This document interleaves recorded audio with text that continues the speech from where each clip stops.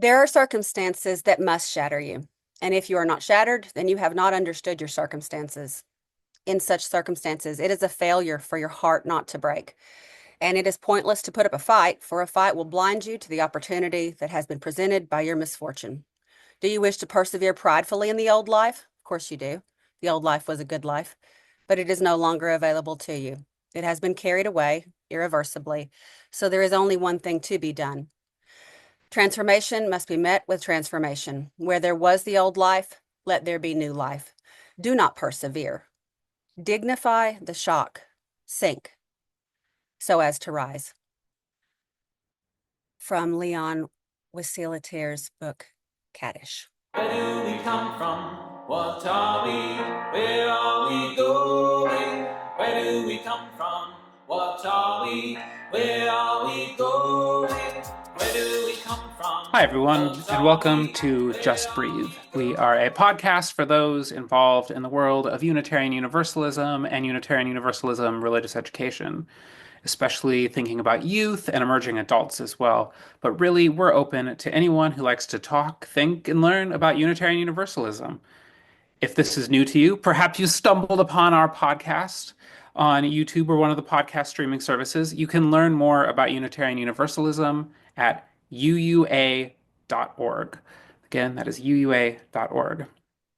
My name is, once again, Ember Kelly. I use she and her pronouns, and I'm giving a visual description as these are also available on YouTube. I am a white trans woman wearing a green dress. I have glasses and shoulder length, what is technically brown hair that reads as blonde because it's graying. And I'd like to welcome my amazing co-host, Joy Berry, to introduce herself and our topic for the day. Thank you. Yes, Joy Berry, she, her. I'm the Children and Families Faith Development Specialist at the UUA. And I am a middle-aged lady with a brown kerchief, a shared values poster on the wall behind me, a visqueened window here in Appalachia because it's been super cold, and with some big glasses and some buns in my red hair. I am glad that today we get a chance to focus on justice in times of injustice, justice being one of our shared values. And over again, what so many UUs and congregations will say is the defining characteristic of what it is we teach and learn in church. After love, which of course we try our hardest to center all of our work around. From the adopted Article 2 language on justice, we say, we work to be diverse, multicultural, beloved communities where all thrive. We covenant to dismantle racism and all forms of systemic oppression. We support the use of inclusive democratic processes to make decisions. So we're going to get an idea about how we're doing about that in our churches and in the world at large and where we need to be. I want to introduce our wonderful panelists today. And I'm going to let them take care of their introductions themselves. So let me start by asking Antoinette to share. Hi, welcome. I'm so glad to be here. My name is Antoinette. My pronouns are they and them, and I live in so-called Los Angeles on Tongva land. I am the membership and community engagement specialist for the Unitarian Universalist Women's Federation. But I have my hand in a lot of places. So I'm also on the board of my local congregation, as well as my California SAN, which is our State Action Network. And I do a little bit of contract work with the UUA. And so you might have seen my name here and there on various things such as General Assembly, the Climate Justice Revival. I just joined the Commission on Social Witness. I'm in too many things, y'all. But I am and for visual description, I'm a Black femme presenting person with shoulder length locks. I have quite a bit of hair jewelry, a plethora of justice and Black art behind me. I think the most important of that is a little cork board that says, always carry patience with you. Um, and I'm wearing a gray t-shirt that says, my faith is love, with a trans flag on it. So thank you. Hey everyone, I'm Reverend Lisa Garcia Sampson. My pronouns are she, her, and for a visual description, I'm a short white queer lady with short brown hair, and I'm wearing glasses and a t-shirt and a gray cardigan. And I'm joining you all today from Durham, North Carolina, on the unceded territory of the Lumbee and Shakori, and I proudly lead our Unitarian Universalist Justice Ministry in North Carolina, which, like Antoinette, is the counterpart or the sibling State Action Network across the way. And really, really grateful for the opportunity to be here today, to to bear witness to what's happening and to get grounded in the things that are nourishing us right now. Thank you. I'm so glad for this opportunity to be together. It's so hard, those of us especially who work virtually, um, even just these smaller gatherings, where two or three are gathered in God's name, as I would put it, we are able to connect and become more human. So I'm very thankful for this opportunity. Um, I kind of would like to start in a way that allows us to acknowledge the gravity of this moment as a group. Let me just say, what's coming up for you right now? What is moving in you? What is your heart breaking for? When you think about justice as a Unitarian Universalist, and as Lisa said, bearing faithful witness to it, what's front of mind for you? I think I've been thinking a lot about not just how we show up in justice, but like how we show up in life. And I'm convinced that when we think about uh, like nonviolence and justice work and love and compassion, that I kind of just pray for folks to show up in that kindness, like even when it's difficult, I think. And so that's the piece that I've really been ruminating on is like, how are we just, I want to say nicer to each other, but I don't actually mean nice, I mean kind. Like, how are we kinder to each other in these tough moments?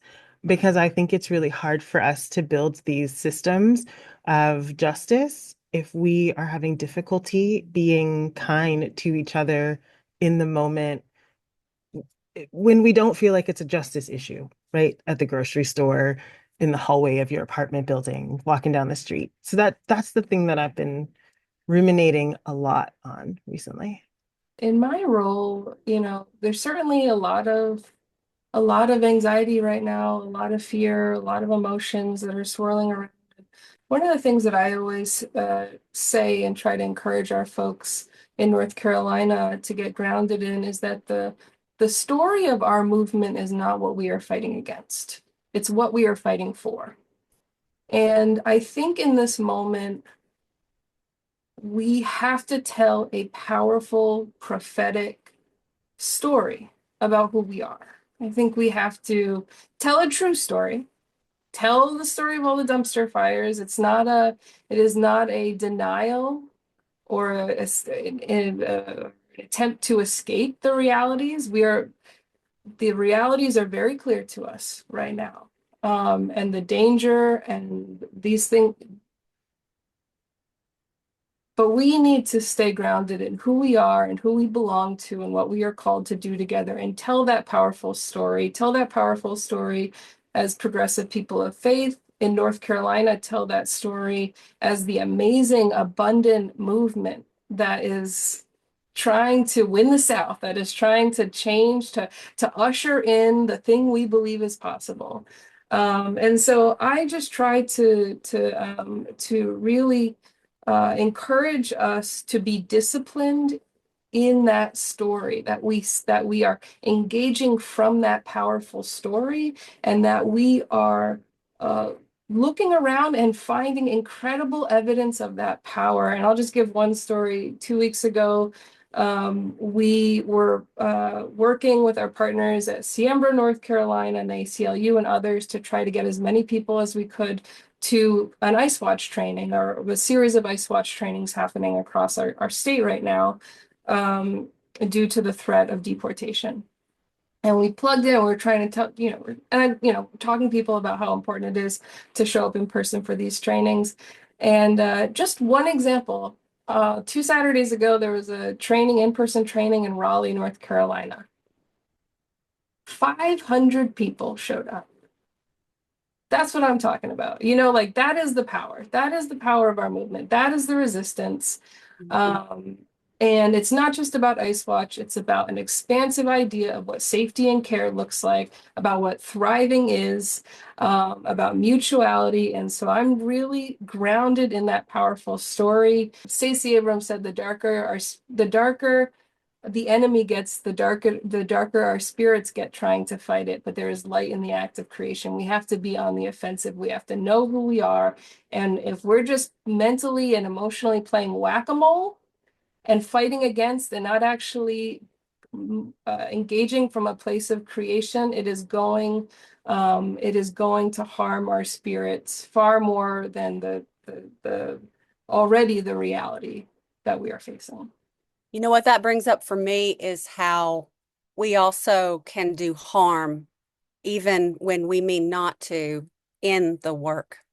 If we are not grounded in our unique, powerful theology, our unique competency as church, as a denomination, we have too often shown up ready to play whack-a-mole, or even thinking that we understand a focus, and yet showing up with a UU t-shirt on when we are not faith-formed sufficiently to do that work.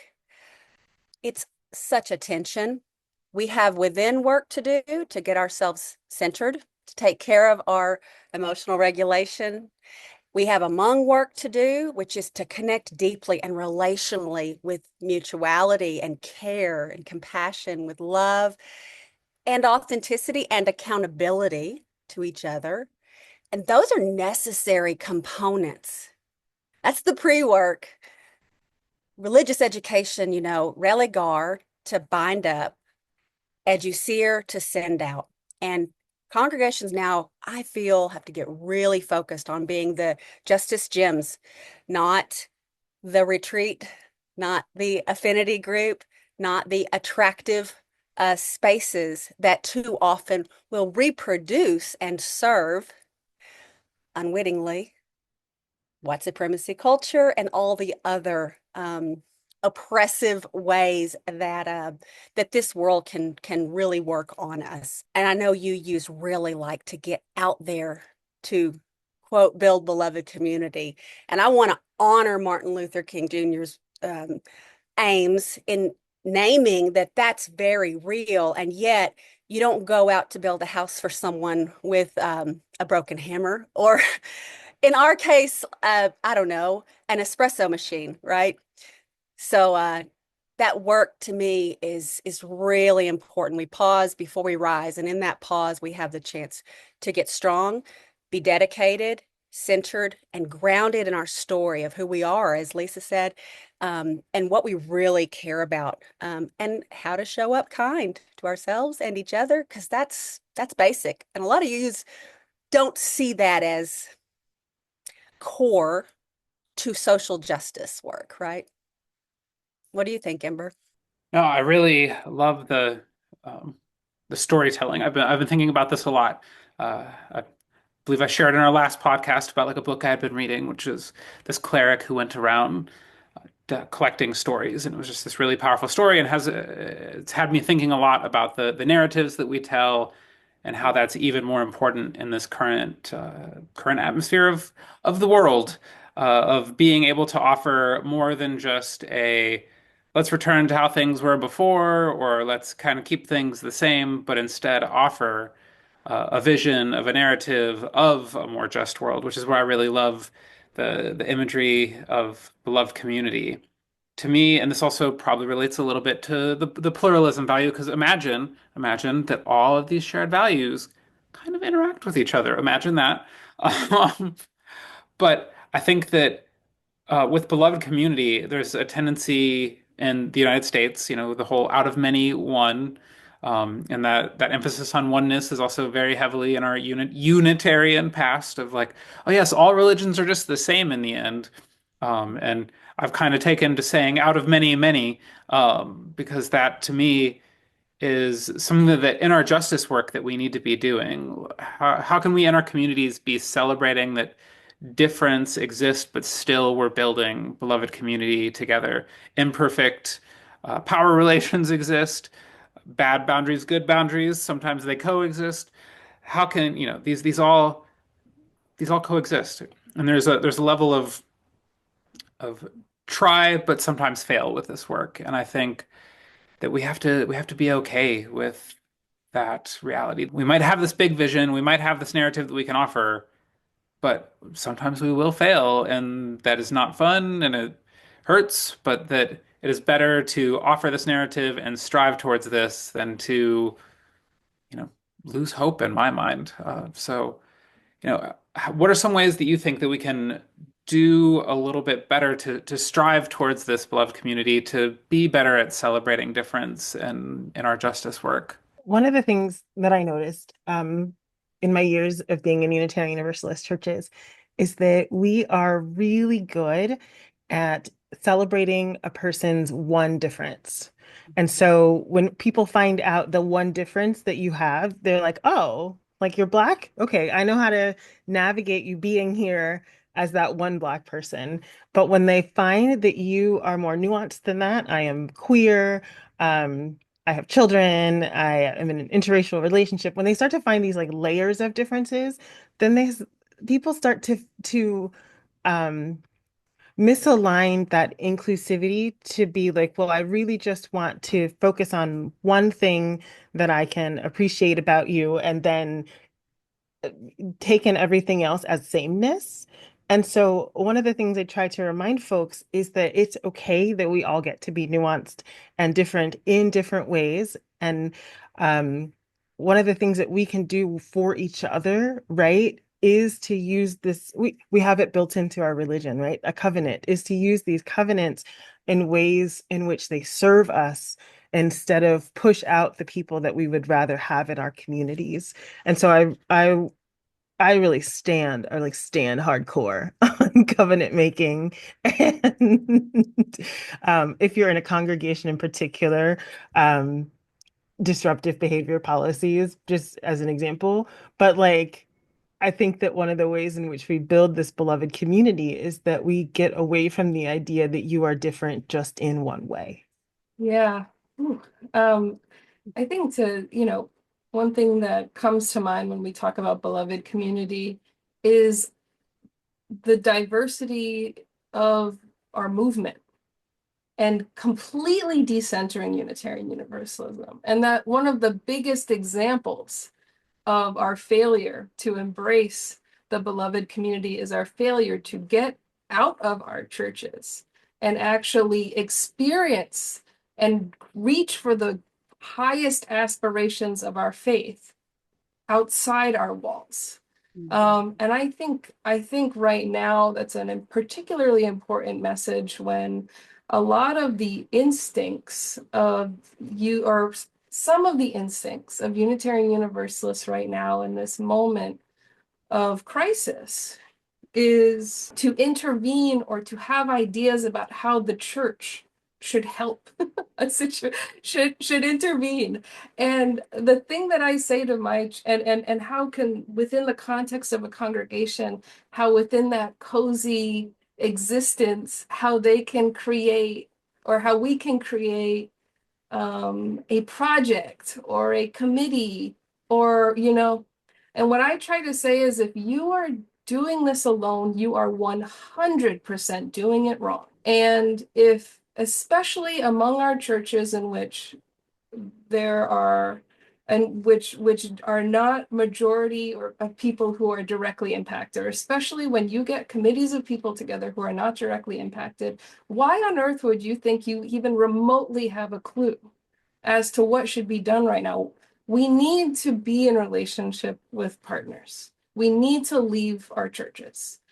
We need to ask, how can we help? And do so in a way that is responsible and is courageous in this moment. And I think that is our call to action. I think that when we get tangled up in movement, in the thing that is larger than Unitarian Universalism, that is when we will be spiritually transformed. That is when the principles and the values of Unitarian Universalism will become most deeply realized within us. And so I think that number one is the instinct to try to engage within our congregations and not go outside the walls to find deep, accountable partnerships in our larger beloved community. I think that's a huge call for us right now. That brings up for me missionalism. I mean, I've been deeply impacted by last month's panelist, Reverend Joanna Fontaine Crawford, and it was probably 15 years ago. I spent the bulk of my time in UUism as a DRE. It was about 15 years ago that I first heard her describe that missionalism was about, getting proximal. So it's about being relational, bringing up what Antoinette mentioned earlier. It's about being in relationship with people, deep relationship. So missional is relational. It's also positional, which again is about proximity, another kind of proximity. How do we go out apocryphally into the highways and byways? Probably he didn't actually say that, but how do we go out and meet people where they are at the intersection of our faith and their need in authentic ways? And the authenticity there comes not from acting for, but with, and especially in an incarnational way. Like, how do we actually manifest in this world with our bodies and our time, talent, and treasure, what we feel is divinely or theologically inspired? And to me, the breakdown here comes from how many UUs, especially older UUs who have been centered in congregational culture for a very long time from our beginnings, kind of just nodding at that last part about, yeah, well, we need to make sure we're incarnating the actual mission, because we have so little religious education experiences for adults that how does one get clear? How does one get grounded in our story, if not together in covenant to continue to learn and grow together? And how does one possibly take that out meaningfully without that effort? And that is the place that I see a lot of breaking down. So we might want to hunker down and then send a drone of aid out somewhere to, East Philly or something. That's how it was when I was at a large church in the Northeast. With the big novelty check, which I describe in hopefully humorous detail in our last podcast. The first time I saw a 5-foot check roll down the hallway past my office, I was just like, wow, I thought that was not a thing except on game shows.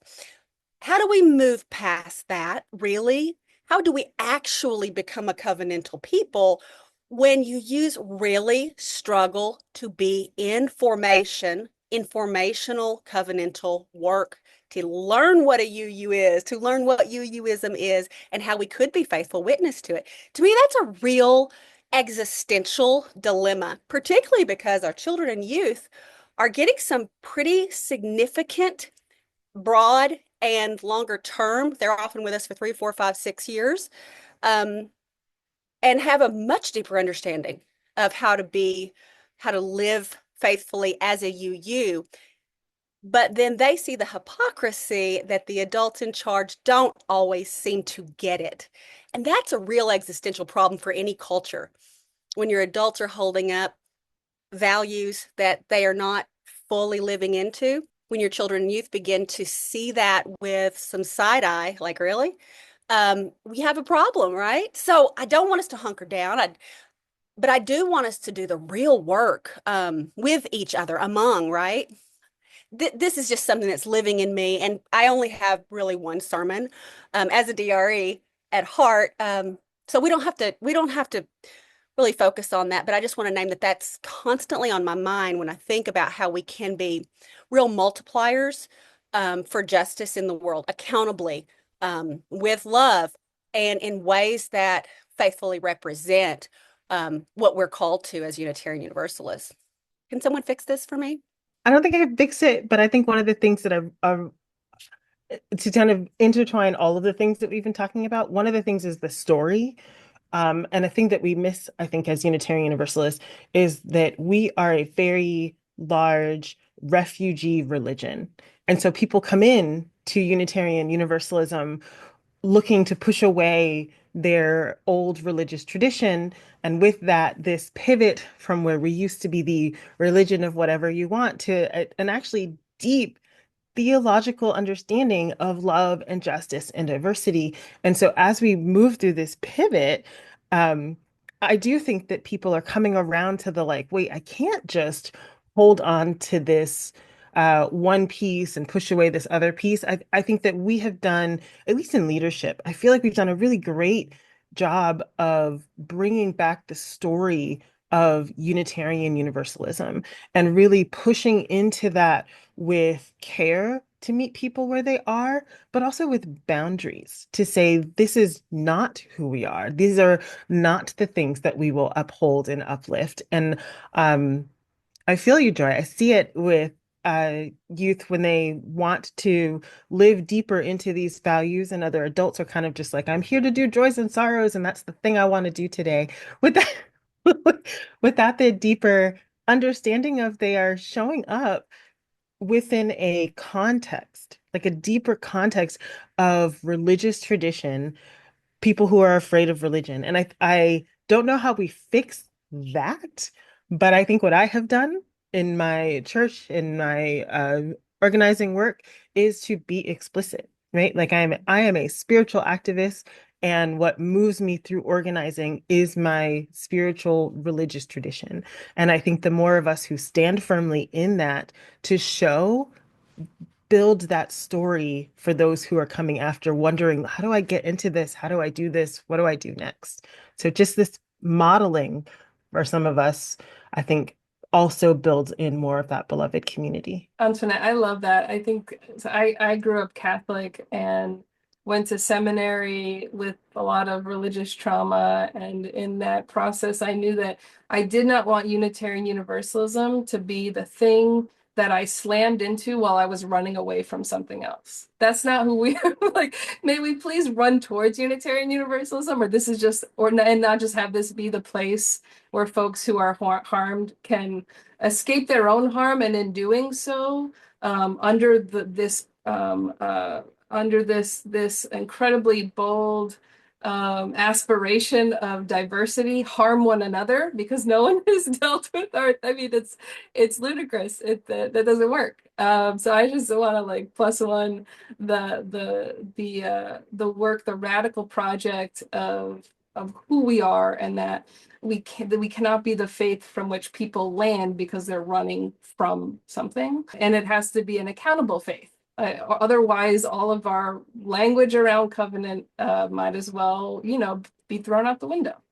I think one of the things that came up for me as y'all were talking is just all the ways, all of the many invitations that we can offer Unitarian Universalists into the work of liberation. And some of the things that I've been talking about, I just preached at our Durham congregation, River UU fellowship a few weeks ago, and the story for all ages was the book We Are the Builders by Deepa Iyer. And I know Deepa Iyer, if you're familiar with her social change ecosystem map which is also the basis of this children's book, is also something that has really inspired and informed our movement for over a decade. And it lays out all these roles that are needed for change, to create change. And there's builders and healers and artists and storytellers and bridge builders and weavers and visionaries. And I loved it because when we read the book to the children, and we said, who wants to be the visionaries? And everybody raised their hand. And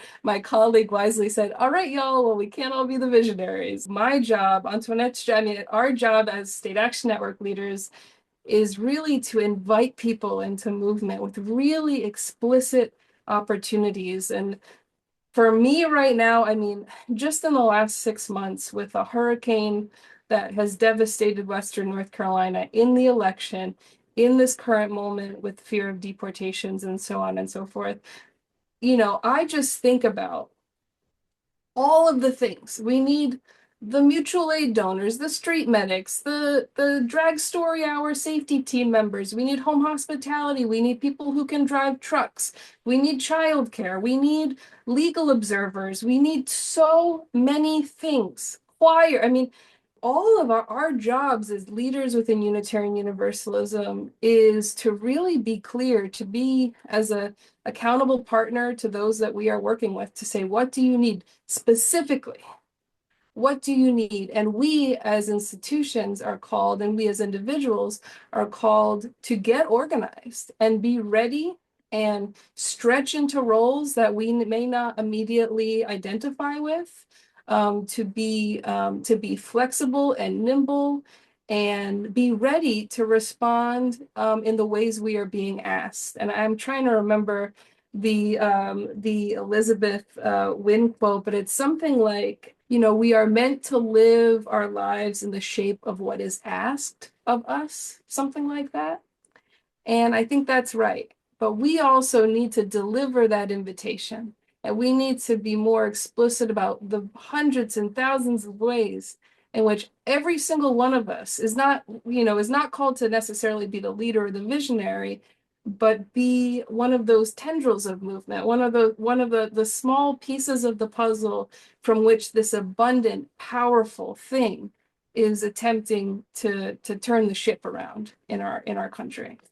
Amber, what do you got? I feel like your gears are turning. They always are. So some of my work here at the UUA is focused around youth leadership. And one of the things that I'm bringing to that is trying to expand this vision of what leadership is. So like I'm hearing both the tendency for UUs to come in and say, okay, well, we've got the idea of how you can fix this instead of just joining the movement work, but also the story about the all of the kids wanting to be the visionaries. And one of the things that I really want to convey as I work on building up programming and resources is that you can be a leader by sometimes just participating and by being part of a movement. You don't always have to be the person out in front. You don't have to be the highly visible person. You can be a leader on a team. You can build leadership through just community building. And so I've been thinking a lot about that this year since I have been really into this work.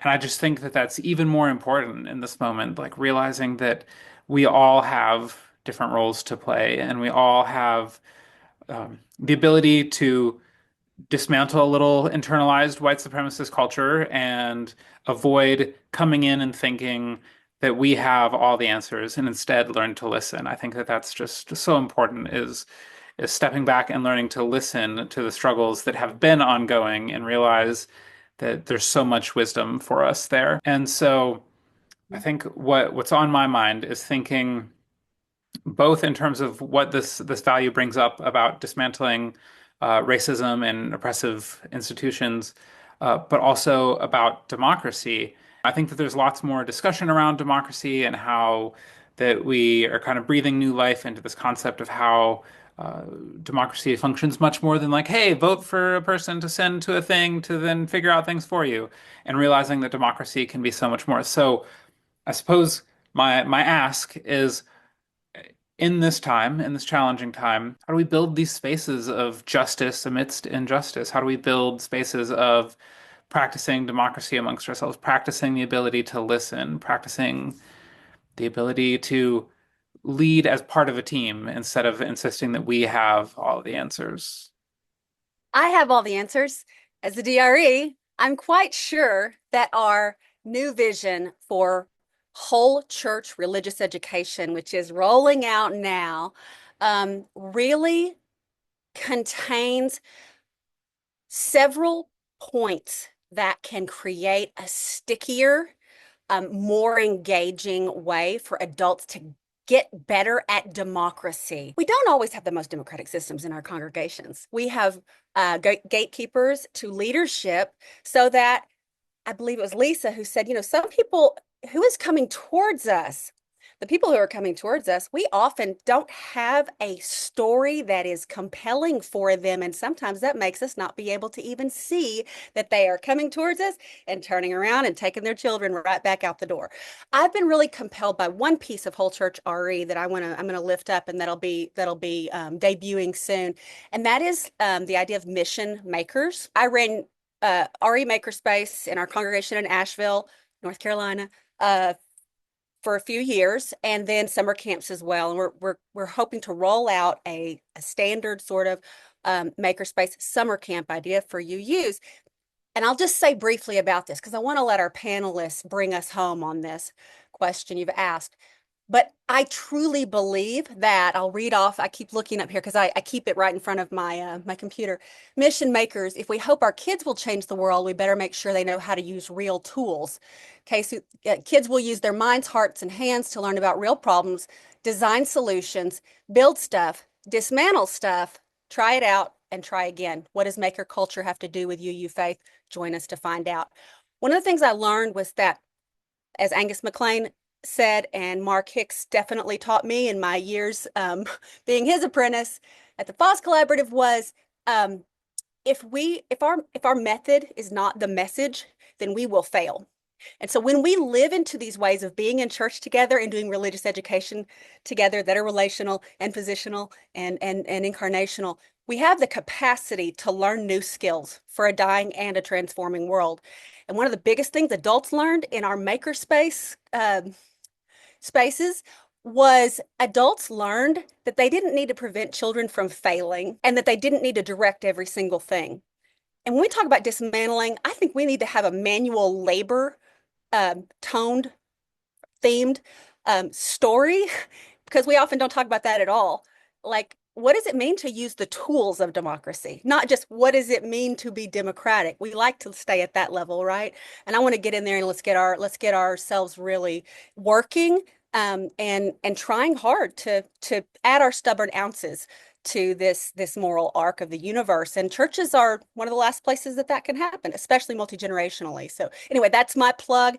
And I want to bring us back to make sure that we have a chance to hear from our panelists about this. I mean, when I think about democracy and the tools in which we use, I actually really appreciate the reminder of our living faith because one of the tools that I've learned from outside organizing spaces that we've kind of brought into, at least my congregation and some of the work that I've been a part of, is consensus and consent-based making, right? So one of the things that you learn really early if you join a board at a UU church or a SAN is that you need to learn Robert's rules and you need to know how to do it well, or you don't get to play.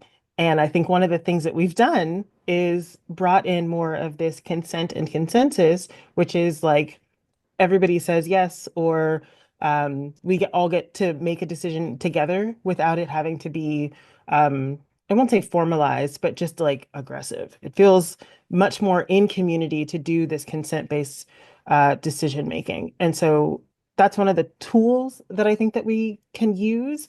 And all of that is to say that we don't have to hold on to a tool that is difficult or unhelpful simply because it's the thing we've been using for a long time.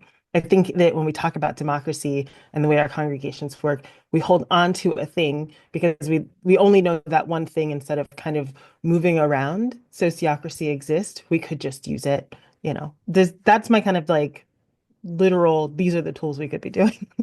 Yeah, I mean, for me, in that my democracy work is very much so outside the congregation. I think we really we need to tell the truth about the state of our democracy in our nation.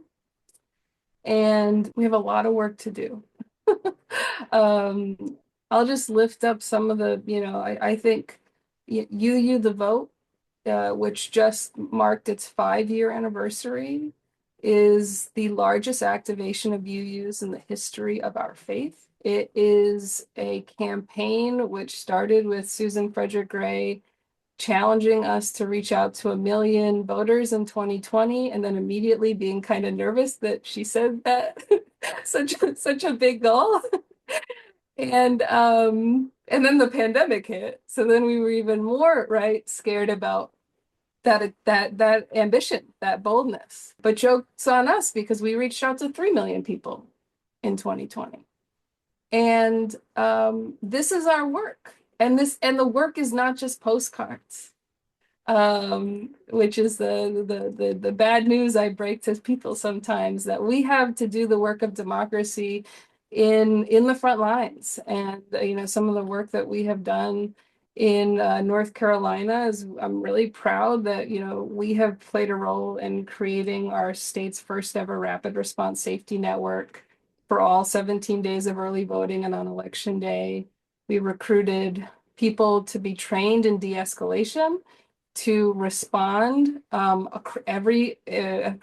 statewide to threats and real safety concerns by extremist groups, by some real deal threats. And I'm very proud that Unitarian Universalists made up a third of that massive 140-person statewide network. And a lot of folks went beyond their comfort zone to literally be on the front lines of democracy, recognizing the threats that people across North Carolina are facing at the polls. And some of those folks ended up being choirs that were like, you know what, I think actually the choir is the right intervention.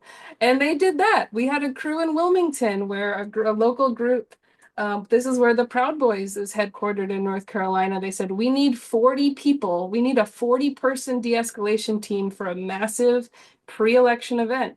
They turned out 44. Our UU church. So we need to go deeper. We need to go braver. And really understand that we are at a fork in the road, and that we, the people, are the ones that need to preserve our democracy in this moment. And I'm proud of all the ways that Unitarian Universalists are doing that. And if you're curious about anything you've heard here, like about that wonderful book, our common read for next year, which is also by that author, about UU the Vote, about local action networks, we're going to have information for you in our show notes. I am so pleased that we were able to have this conversation today. I'll be honest, I needed this. I needed to remember that there is this cloud of witnesses, not just our ancestors in this faith and ancestors in the movement in the past, but we are making the soup and changing the diapers and carrying the signs and writing the postcards and showing up in ways that really do faithfully embody the best of Unitarian Universalism for the world we are faced with now, particularly if we want to be a force for, if we would like to see cultural perpetuity for our faith. I see us showing up faithfully as just essential. And I'm just so pleased for this time that we've had together. Again, check our show notes for anything you want to learn more about that you may have heard here today. And thank you to our listeners and to our panelists for showing up and having these real conversations that remind us of the sacred work. I'm so thankful as well for our panelists and for this chance to ground ourselves in justice. Our next session of Just Breathe, maybe we should change it to Justice Breathe for this month. But our next session of Just Breathe will be in March, where we'll be exploring the shared value of equity with panelists H.P. Rivers, Catherine Childs, and Renwa Hamemi. We are really excited for continuing these conversations about our shared values during the season of Just Breathe. Be sure to like and subscribe to the page on YouTube or give us a 5-star review on whichever podcast app you're listening from. And you can also follow us on Instagram, Just Breathe Pod, and that is JUUSTBREATHE Pod on Instagram. And spread the word about Just Breathe. Thank you all for being here. Mystery, mystery, life is a riddle and a mystery.